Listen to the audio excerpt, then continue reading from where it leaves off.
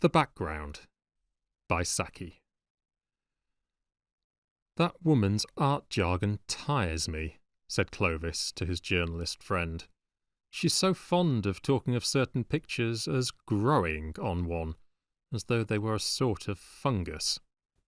"That reminds me," said the journalist, "of the story of Henri Deplis. Have I ever told it you?" Clovis shook his head. Henri Deplis was by birth a native of the Grand Duchy of Luxembourg. On mature reflection, he became a commercial traveller. His business activities frequently took him beyond the limits of the Grand Duchy, and he was stopping in a small town of northern Italy when news reached him from home that a legacy from a distant and deceased relative had fallen to his share. It was not a large legacy, even from the modest standpoint of Henri Deplis, but it impelled him towards some seemingly harmless extravagances. In particular, it led him to patronise local art as represented by the tattoo needles of Signor Andreas Pincini. Signor Pincini was, perhaps, the most brilliant master of tattoo craft that Italy had ever known, but his circumstances were decidedly impoverished, and, for the sum of 600 francs, he gladly undertook to cover his client's back, from the collarbone down to the waistline, with a glowing representation of the fall of Icarus. The design, when finally developed, was a slight disappointment to Monsieur Deplis, who had suspected Icarus of being a fortress taken by Wallenstein in the 30 Years' War, but he was more than satisfied with the execution of the work, which was acclaimed by all who had the privilege of seeing it as Pincini's masterpiece. It was his greatest effort, and his last. Without even waiting to be paid, the illustrious craftsman departed this life, and was buried under an ornate tombstone, whose winged cherubs would have afforded singularly little scope for the exercise of his favourite art.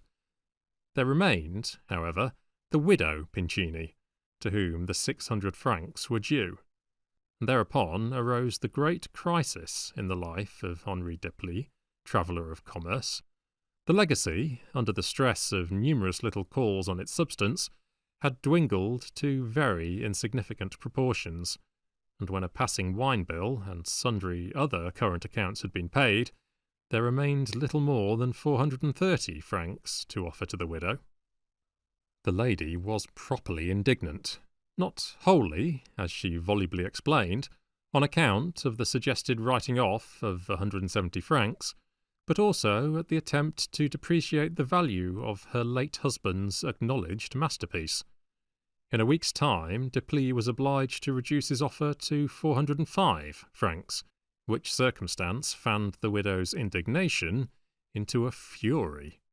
She cancelled the sale of the work of art, and a few days later Deplis learned with a sense of consternation that she had presented it to the municipality of Bergamo, which had gratefully accepted it. He left the neighbourhood as unobtrusively as possible, and was genuinely relieved when his business commands took him to Rome, where he hoped his identity, and that of the famous picture, might be lost sight of. But he bore on his back the burden of the dead man's genius.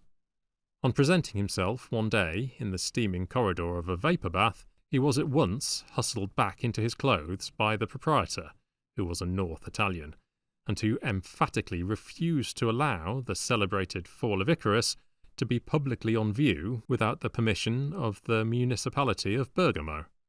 Public interest and official vigilance increased as the matter became more widely known, and Deplis was unable to take a simple dip in the sea or river on the hottest afternoon unless clothed up to the collarbone in a substantial bathing garment.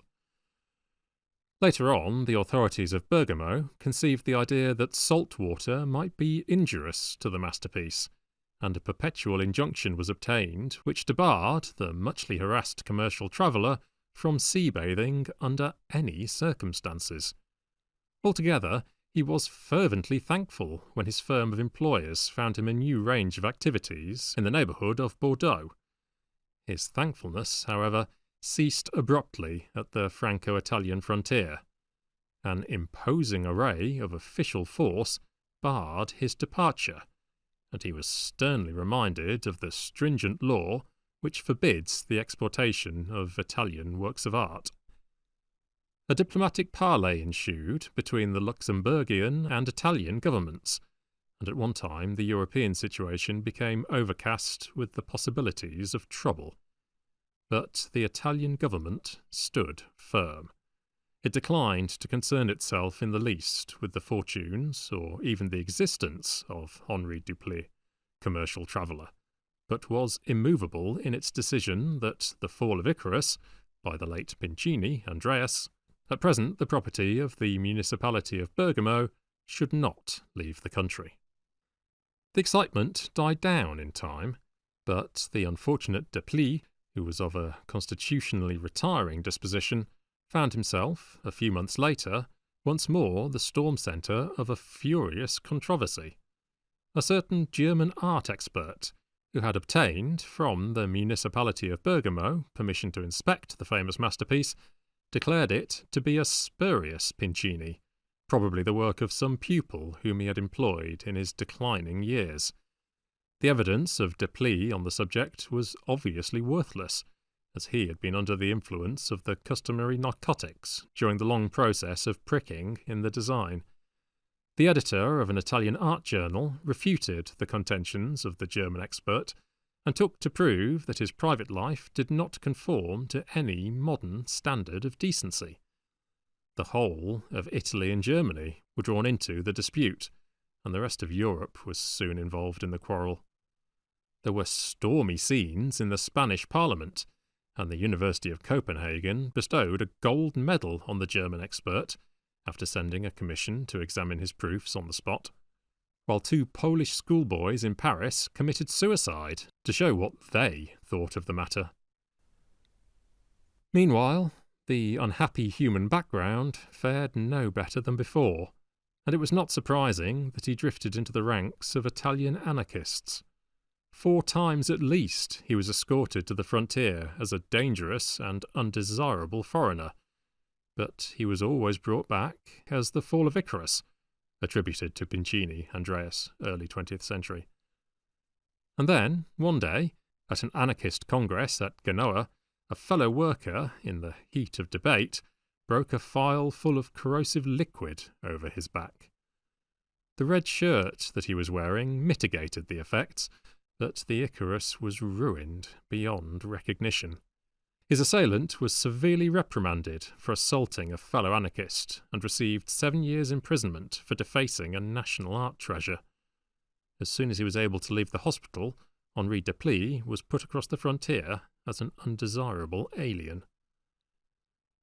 In the quieter streets of Paris, especially in the neighbourhood of the Ministry of Fine Arts, you may sometimes meet a depressed, anxious-looking man, who, if you pass him the time of day, will answer you with a slight Luxembourgian accent. He nurses the illusion that he is one of the lost arms of the Venus de Milo, and hopes that the French government may be persuaded to buy him. On all other subjects, I believe he is tolerably sane.